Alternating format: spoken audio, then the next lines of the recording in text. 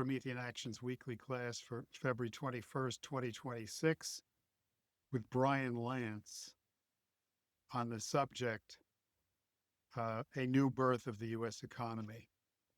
We're fortunate to have with us a proven expert on the real U.S. economy. That is, not the money, not the stock market, not the bond markets, but what's really going on physically in the economy. Brian has authored 2 books on this, which we'll come to later, and a Substack called Physical Economy.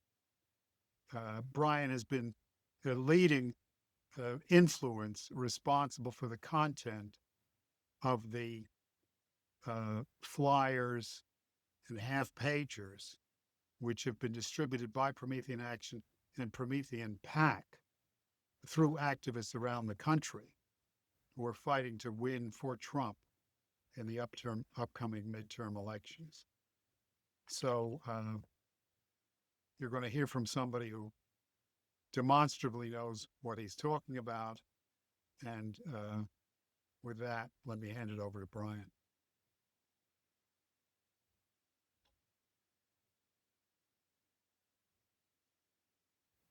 Thank you for that, Tony. Good evening or good afternoon to everyone here on this show, on this broadcast. We just had February 20th, we just had President Trump's response to the U.S. Supreme Court decision, a ruling that's being reported as against tariffs.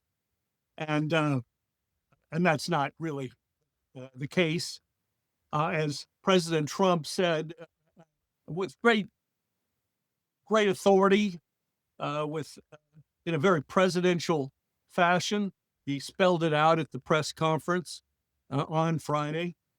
He said, before we had uncertainty without the Supreme Court decision, the long delayed Supreme Court decision. Now, he said, we have certainty, and I think the country is going to be much stronger for it. And I think this is leadership in action. That would be the first point I want to make. If you put up the first slide, actually it's the second slide there, Tony. This is just a shot of President Trump at that press conference. The tariffs are going to, as he made clear, the tariffs are going to remain. The tariffs will continue, and they've been a tremendous success. And so while it's going to be, as he said, a little more complicated, not a lot, but a little more kind of complicated, they're going to stay in place. Go on to the next slide. This is a slide from the Bureau of Economic Analysis. Look at the orange line there. This is a 3-month rolling average of the trade deficit. And that's continued into January as well, downward overall, a 17% decline between April 1st, 2025 and December 31st, 2025, and is continuing on, a 17% decline. This is the result of the tariff policies. And that is despite what you probably have heard, the moaning and groaning, oh, the tariffs, they're not affecting the trade deficit. We can come back to it if people have questions. This is just, what an old friend of mine would use. He said for something like this, you needed to use scatological terms as a way of responding to what you get in the media. You can take that down, Tony. But the Jameson Greer, who is our trade representative, Ambassador Greer, has made very clear in a release that he put out on, I believe it was Saturday. It was either Friday night or Saturday. He emphasized this point about the decline, the success in combating fentanyl, the effect of the tariffs in bringing other countries to the table. He emphasized the enormous progress, those were his terms, that had been made regardless of the Supreme Court decision. and he said that for many months, the uh, the the uh, the Trump administration, through representatives such as Marco Rubio and Commerce Secretary Lutnick, as well as Greer, um, have cautioned their foreign partners and the business community of the potential of a Supreme Court ruling that would limit the president's authority on tariffs under IEPA. That's the emergency uh, um, provision that Trump first utilized very effectively, but that alternative tools would be implemented. And they were quite understanding of this in the negotiations. So, as Greer says, our partners have been responsive, engaged in a good faith negotiation and agreements despite the pending litigation. And we are confident that all trade agreements negotiated by President Trump will remain in effect. So this is the response of the Trump administration, led by President Trump. 10% in surcharge has been implemented across all imports. This is under Section 122 of the Trade Act of 1974. Investigations will proceed under Section 301 of the same Trade Act, which will determine country by country which countries require tariffs to implement fair trade as opposed to free trade, if you will. And then the Section 232 of the Trade Expansion Act of 1963, this is Kennedy-era legislation, John F. Kennedy, will continue with their investigations. Section 232 is what under which the 50% tariff on aluminum steel has been implemented, and that still is in effect. It's not affected by the Supreme Court decision. And Greer makes the point 30% of existing imports remain affected by tariffs that are still in place. And I want to just emphasize that in addition to steel and aluminum, the 232 tariffs also include a 50% tariff on semi-finished copper imports, 25% automobile and parts imports, and then other 10 to 25% taxes on specified types of lumber and furniture. So these are all remain in effect. So I'm sorry if that's a little boring, but I just wanted to spell it out. 1, 2, 3, 4. And here I want to shift. I want to shift to the leadership, the young leadership that Trump has recruited, who have been attracted to President Trump and to his leadership. The young cabinet members and agency heads. First that should come to mind is J.D. Vance, the vice president. He's 41. Marco Rubio is an older man. He's 52. Jamison Greer, the trade representative, he's all of 45. And these are three leaders that we've been hearing a lot from in the last recent weeks. Jamison Greer gave a stunning keynote speech at Davos, outlining the Hamiltonian roots of the American system that too many people have forgot about. Marco Rubio just recently led the Critical Minerals Ministerial in Washington, D.C., with 54 governments represented there by trade ministers and other leaders. And we may be able to come back to that. And of course, Vance is well known for an effective role as well. Think back, consider Alexander Hamilton. Alexander Hamilton was 36 years old, when he submitted the report on manufacturers to the U.S. Congress. He was all of 22 when he joined George Washington's staff in the Continental Army as aide-de-camp and private secretary in 1777.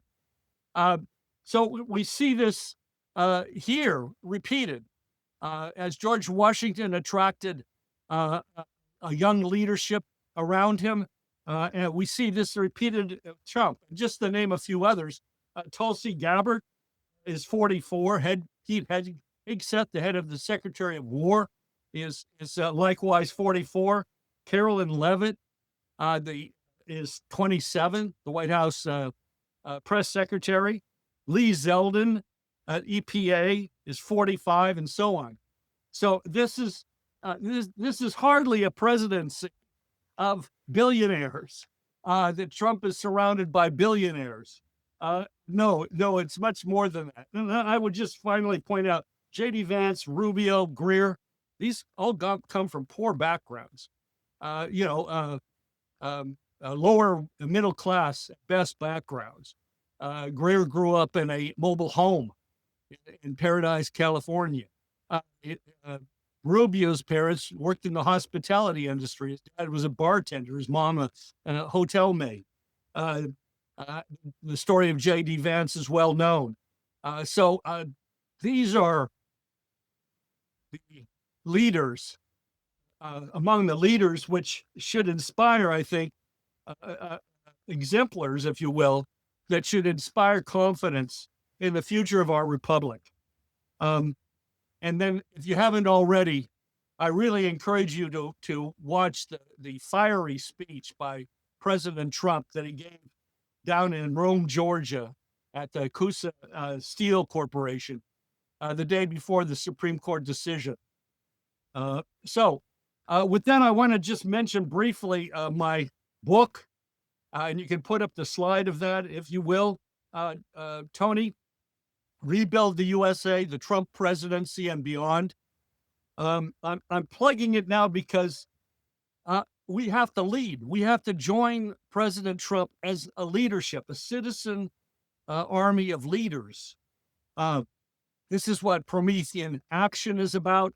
And that means that we are would-be leaders. We need to go deep.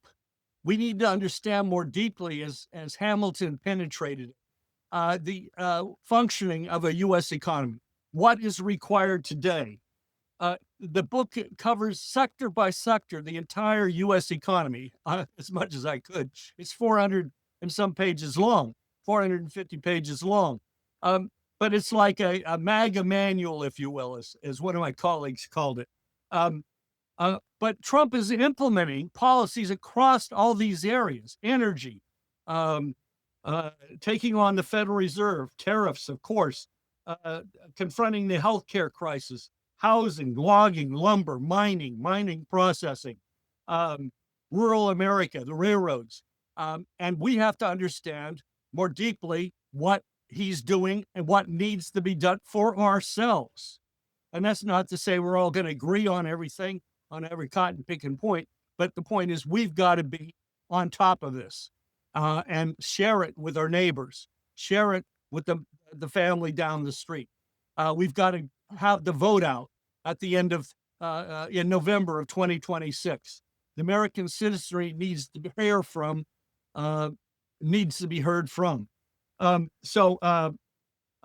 You can go then to the next slide. I want to also just emphasize President Trump is not doing what he's doing because he read my book. The book was published on November 5th, the day of the election, available on Amazon. But he didn't read my book. He's doing it because he's got guts. He can see clearly what the country requires. He's taking it a broad sweep.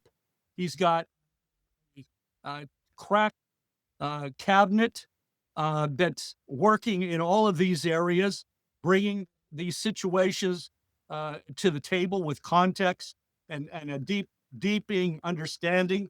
But he can't do it alone. My Substack here, brianlance.substack.com, is free. And there you can go for much deeper reading, updated reading on these most recent developments. What we're seeing is the revival of the American system of political economy. And Donald Trump, yes, is tough. He's outspoken. He's unapologetic. But rarely at best have we had a president that's fought this hard for the Republic. So, so, so let's turn now to the U.S. economy. You can take that down, Tony. So let's quickly run through the U.S. economy. I've made a series of presentations here, a momentum series on this class series, this Saturday Promethean action series over the last year, which can be referenced back to. But let's just quickly run through some highlights. The trade deficit is falling. We covered that. You just saw a visual of that. Mortgage rates, whole 30-year mortgage rates have now hit under 6% interest. That doesn't mean we've solved the housing crisis overall. We're going to need something like the Federal Home Loan Bank System put into action to provide sufficient credits into the small and medium-sized banks across the United States, something on that order to fully deal with the shortage of starter homes that are needed in the country. But nonetheless, Trump is working on this, as I think everybody knows, in a number of ways. It's bringing interest rates down, now below 6%. Tax returns are up 11%, 18%. We'll see how it all works out, but people will feel that in their pocketbook. The manufacturing PMI, which is a measure of manufacturing activity in the United States. It's purchase managers. It's the people that purchase for manufacturers the supplies they need. And when you call them up, you ring them up, you ask them, what's happening? They've got their finger on it. If you take a broad enough sweep of small and medium as well as large companies, well, both PMIs, both the S&P Global and the Institute for Supply Management, PMIs, both leaped in January. This is the payoff from the investments that were being made over particularly the last 6 months into the U.S. economy, really since Trump came into office. But this is what's shaping up. Labor participation rates are up. We have the highest labor participation rate since 2001. This is the core of our labor participation, of course, is the population between the ages of 25 and 64. That's now risen to 84.1%. Again, the highest since 2001. And generally, more Americans are entering the workforce, even more broadly than that. There's confidence in the economy, the direction of the economy, regardless of what appears in the failing mass media or rumors over social media and all the rest. The post-industrial society is being replaced by a producer economy. This is what's in process. 172,000 jobs in January, new jobs. Everybody was predicting less. Bloomberg had the highest. They thought, well, maybe 70,000. Well, 172,000 came in. The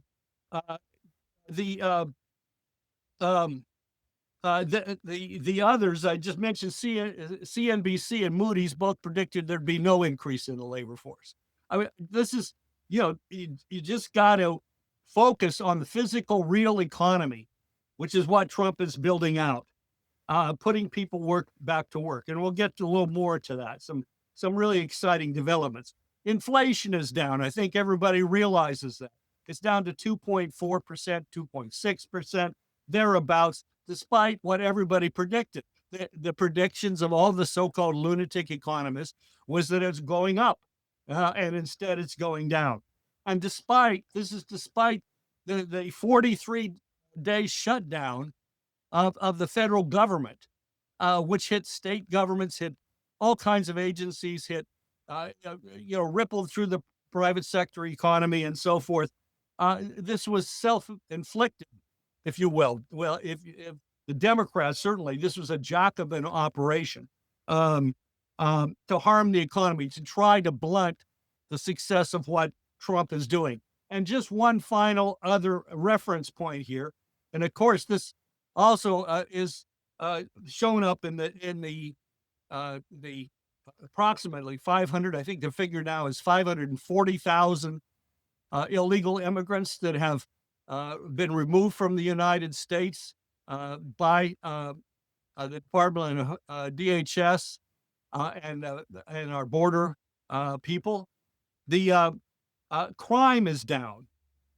There's not a one-to-one correlation, of course, but crime is down. And Carolyn Levitt has made the point that there is a definite connection. The MICA survey, this is the major cities chiefs, police chiefs, associations crime survey. The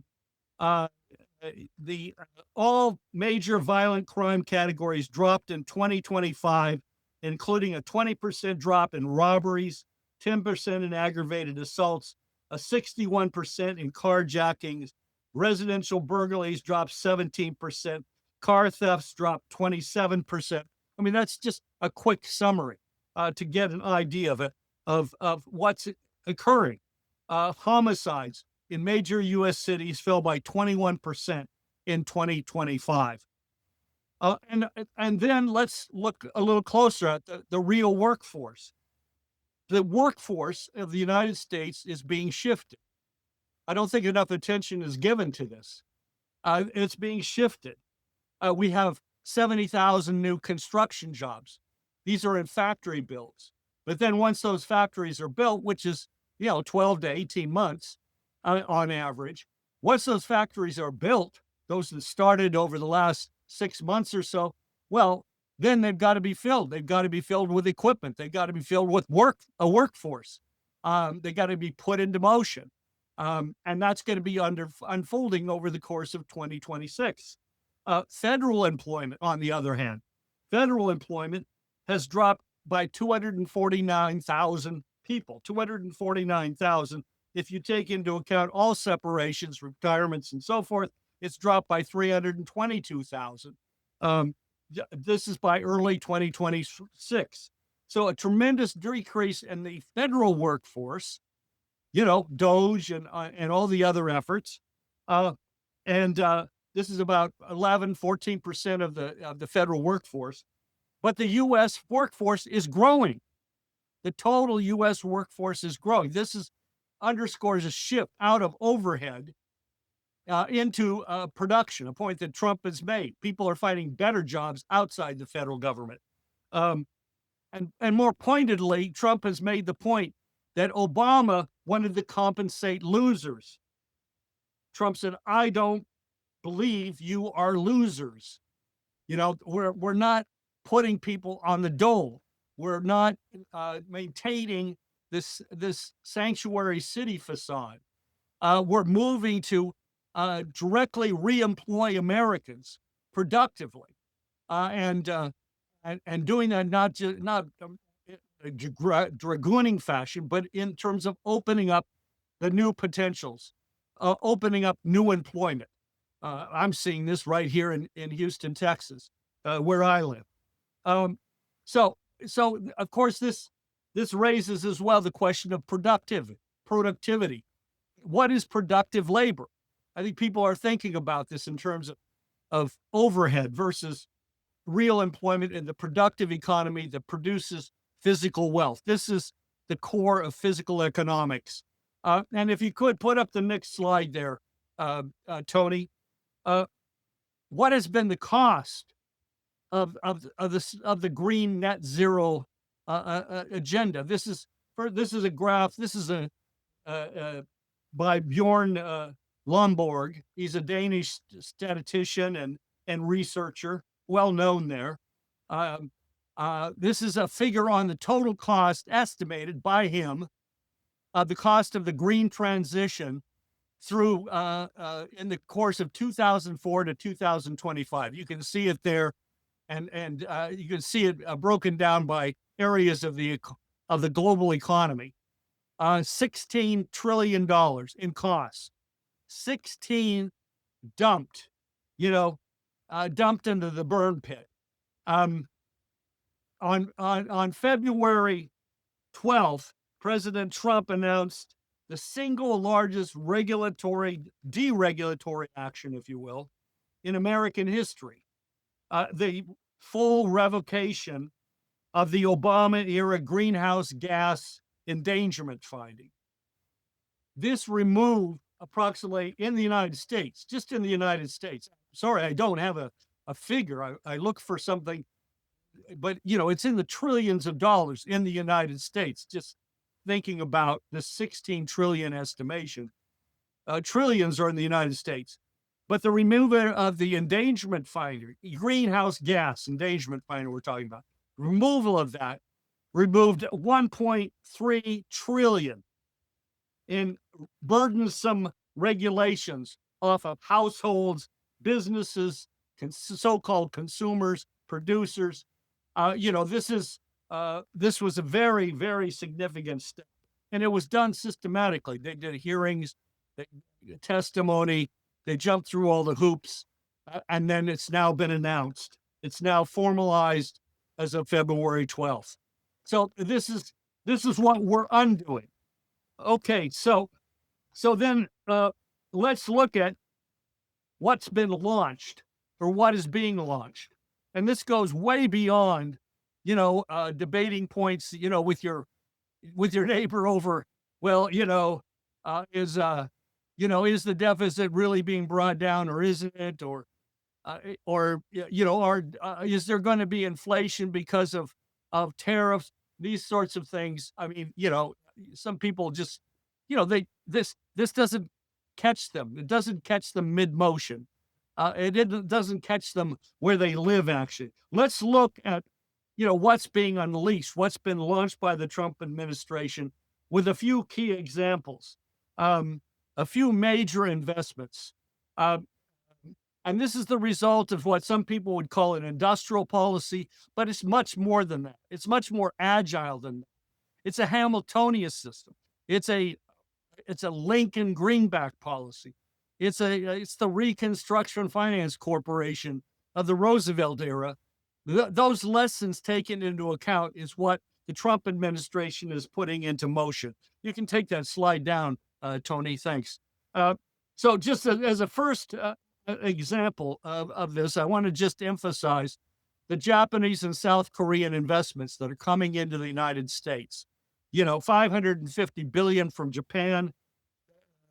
There's a $600 million synthetic diamond grit facility being built in Georgia.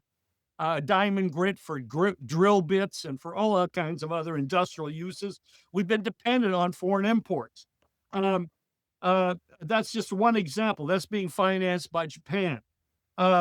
The Department of Energy, they use another example. There's these partnerships, the federal government working with states, private sector, of course, including startups, foreign investors, and so forth.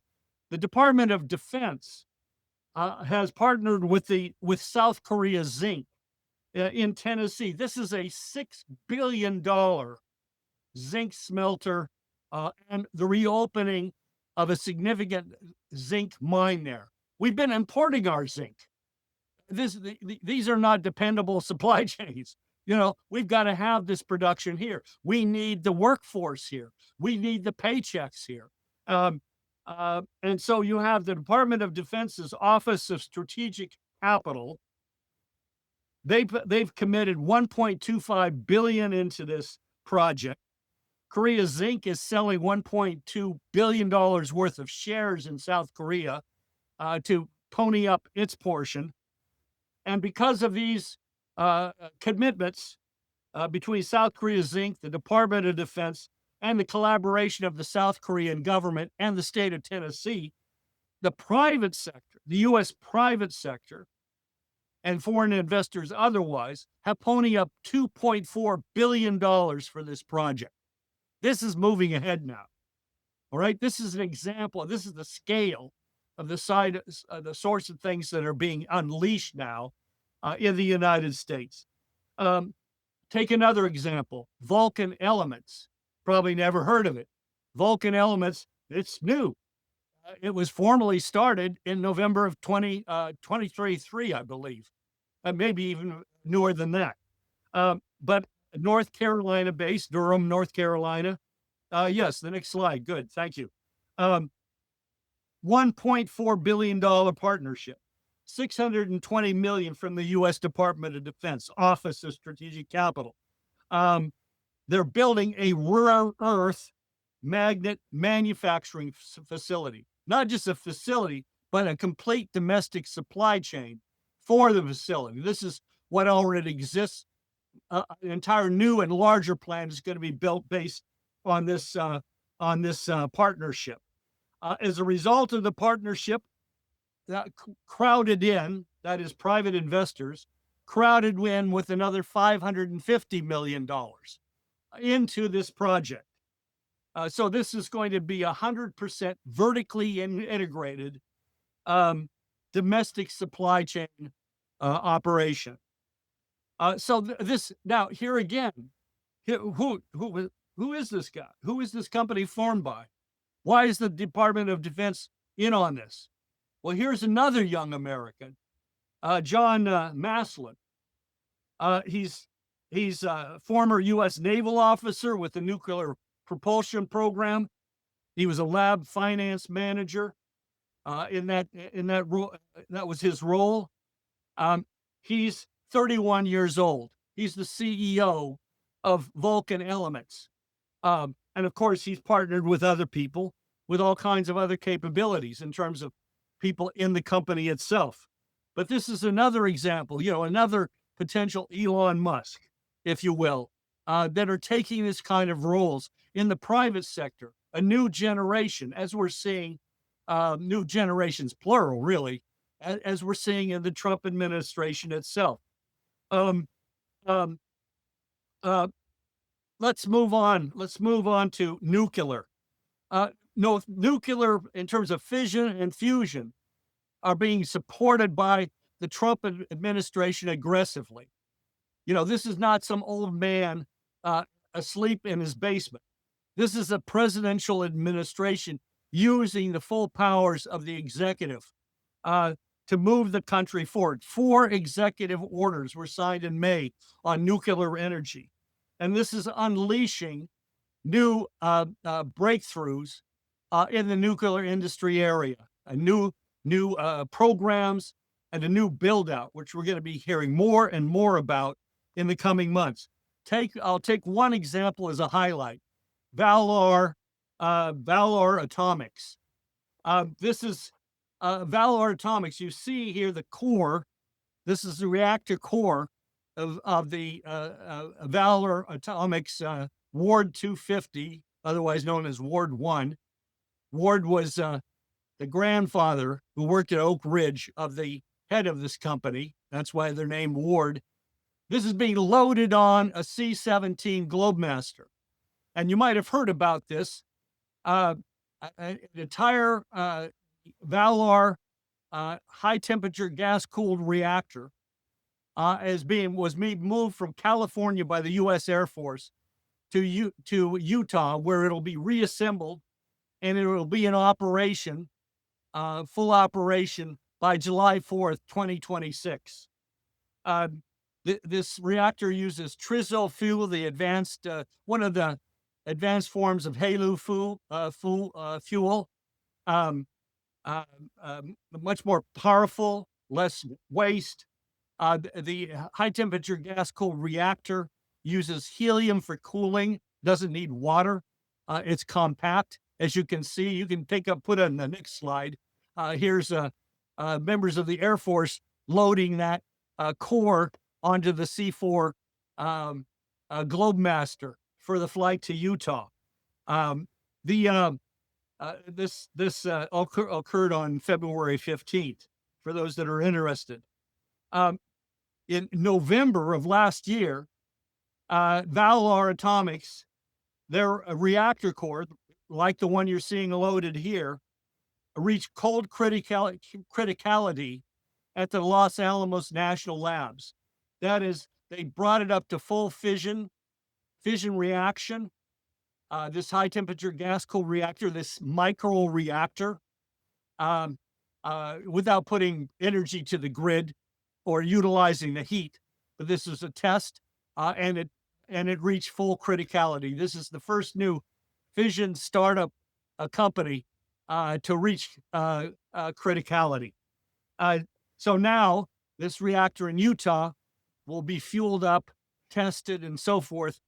And that process will lead to operations up to 100 kilowatts by July, and then 250 kilowatts. That's only about 5 megawatts of power, enough for maybe 5,000 homes, sometime in 2026.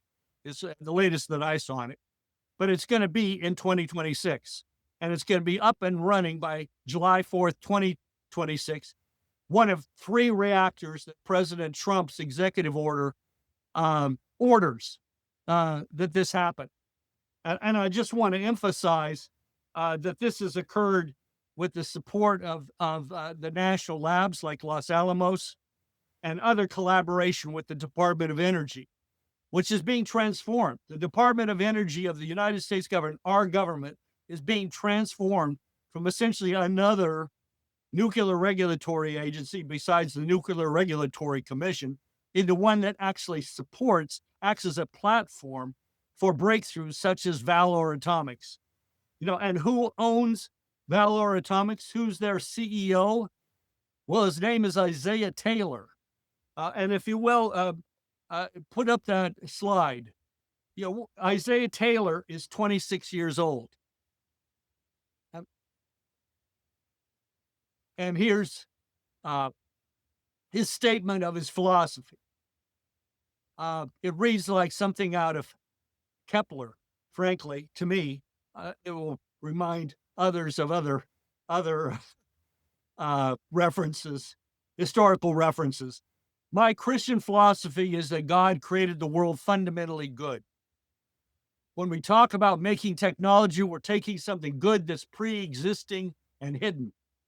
Uranium in the ground is like goodness that God left there for us to unlock. We just have to make machines which unlock it. And that's what Isaiah Taylor and his team are doing. Now, additionally, there's another broader aspect to this nuclear renaissance. And you could go to the next slide, Tony. The Department of Energy just put out a request for information, RFI, to the U.S. states, asking for hosts for nuclear life cycle innovation campuses. You see it there on the slide. This is just released January 28th. States have until April 1st to respond. In other words, this is moving. Who wants to get on board?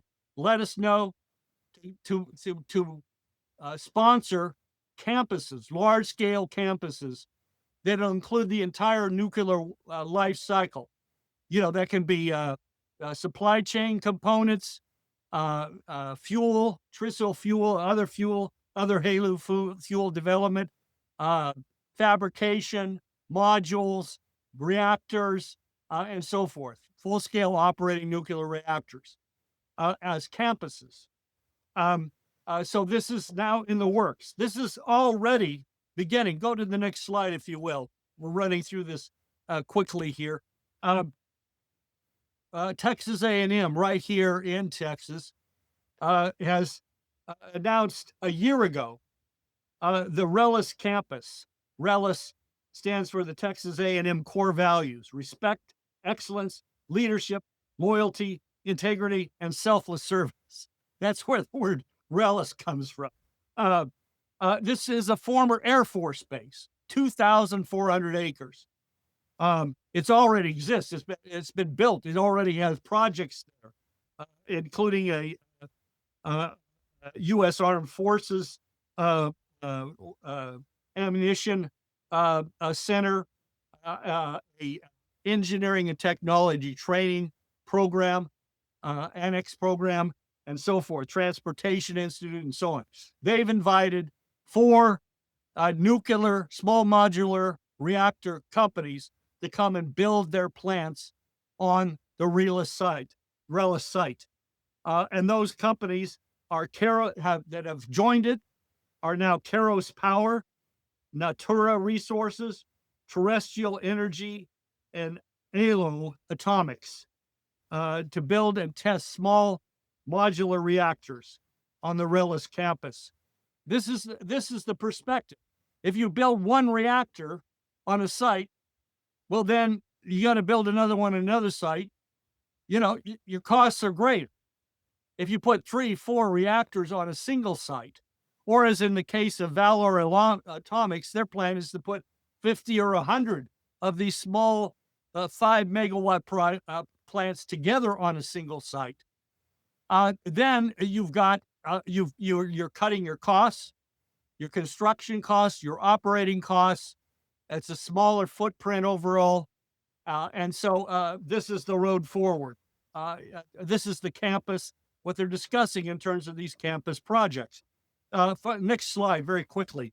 This is the Fermi Project Matador campus. This is from above. This is relatively current. I know the print is too small for you to read here. Down at the bottom, those gray sites, those are data centers. This is an 11 gigawatt project. 11 gigawatts. That's equivalent to 11 nuclear reactors. It's using natural gas. It'll use solar. And in the upper left-hand corner of the slide, there in purple, you see 4 gray boxes. Those are 4 Westinghouse AP1000 nuclear reactors are going in there. Above that is another purple space. That's for small modular reactors. All of this built around the Department of Energy's Pantex plant, which is where the U.S. Develops and loads its nuclear weapons. Where is this, Brian? I missed it. Where is this located? This is in Amarillo, Texas. Got it. Excuse me if I didn't say that. I guess I assumed it. Amarillo, Texas, northwest Texas. So now this project is underway. This is the project of the former Energy Secretary and partners. Fermi America is the name of the company, and it's a strategic partner with South Korea's Hyundai Engineering and Construction Company. Why? Because Hyundai Engineering and Construction has built 24 nuclear reactors, 10 of them simultaneously, and brought them all in on time and under budget. And that's who Fermi America has partnered with on this project. I could mention the natrium reactors. It's TerraPower. Meta's buying 8 of them. But I just want to, and then TVA, the Tennessee Valley Authority, both in Tennessee, but also into Alabama, is the site for additional small modular reactors. And I think Keisha's going to be writing some up on that in some of those additional to what she's already written on that on the Promethean Action website. So for sake of time here, I just want to conclude by referencing, first of all, the Board of Peace, if you will, the next slide. I think you all know that just occurred in Washington, D.C. just a few days ago, convened with President Trump as the head, chairing the Board of Peace, and with the announcement of $7 billion having been raised from respective countries, and I think some private sector money in there as well, but $7 billion so far for Gaza reconstruction, $7 billion. Additionally, the U.S. is going to put $10 billion into the reconstruction program overseen by the Board of Peace. And it's very, very qualified leadership, which spans not only the Arab world, but many countries outside of it. And of course, incorporates Israel and Israel leadership as well. This is an extension of Trump's Abraham Accord organizing process. Now, why am I bringing it up in a presentation on physical economy? Well, this is jobs, the rebuilding, the building out of the Middle East, the collaboration through the Abraham Accord process. This is bringing trillions of dollars, literally, into the United States in terms of investment into the United States in collaboration between our nation and the United Arab Emirates, Saudi Arabia, Qatar, and other countries in the region. And of course, there's the U.S. long-term relationship with Israel as well. So we're talking about what Lyndon LaRouche, decades ago, outlined in terms of a program for Middle East development, a broad-scale scheme. Program, which he shared with leaders in the Middle East at the time. This is now being brought forward, and this is export markets, data centers, construction going on not only directly in terms of rebuilding Gaza, but throughout the Middle East. This is a huge underdeveloped area of the world in terms of the actual physical economy, and the U.S. companies are going to play a major significant role. And if you will, then just go to the last slide here.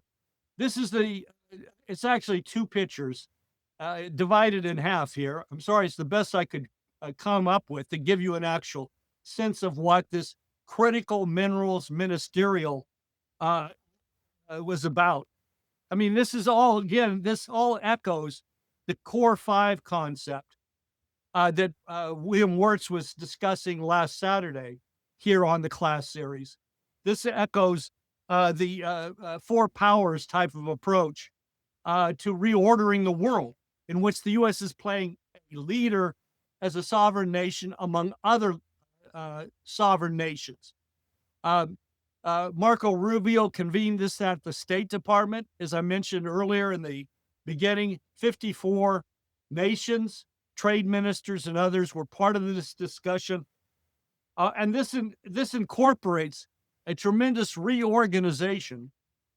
This was February 4th, by the way, in terms of a date. But this incorporates a whole new approach, the American system approach to credit, to reorganizing the international financial system away from globalization into an arrangement among sovereign nation states. I just want to conclude with a portion of J.D. Vance. Vice President J.D. Vance was invited to keynote this conference convened by Secretary Rubio. And there's already commitments on this. So I'm just going to read from this. This is J.D. Vance, Vice President J.D. Vance. So this morning, the Trump administration is proposing a concrete mechanism to return the global critical minerals market to a healthier, more competitive state. A preferential trade zone for critical minerals, protected from external disruptions through enforceable price floors. Think of China's attempts to choke off rare earths, but also of the wild-eyed, predatory, globalized commodity markets that we have to deal with today, including the private sector. Continuing here, we will establish reference prices for critical minerals. Again, we will establish reference prices for critical minerals, each stage of production, pricing that reflects real-world fair market value. And for members of the preferential zone, these reference prices will operate as a floor, maintained through adjustable tariffs to uphold pricing integrity. We want to eliminate that problem of people flooding into our markets with cheap critical minerals to undercut our domestic manufacturers, because we know, of course, J.D. Vance says, that as soon as they've undercut our domestic makers, the domestic makers, they'll leave. And the people who undercut them then jack up the price to a completely unfair level. We're going to fix that problem. We're going to create an environment where our domestic producers can mine and process minerals in the United States, and other countries can do likewise. He continues, together we want members to form a trading bloc among allies and partners, one that guarantees American access to American industrial might while also expanding production across the entire zone. The benefits will be immediate and durable. Regardless of how much material flows into the global market, prices within the preferential trade zone will remain consistent. Over time, our goal within that zone is to create diverse centers of production, stable investment conditions, and supply chains that are immune to the kind of external disruption that we've already talked about. So that's a quote from J.D. Vance, February 4th, the Critical Minerals Ministerial. You may never have heard about, but it was a major gathering just a little more than 2 weeks ago. And just to mention it, Project Volt, which was just announced 2 days prior to this convening of the summit.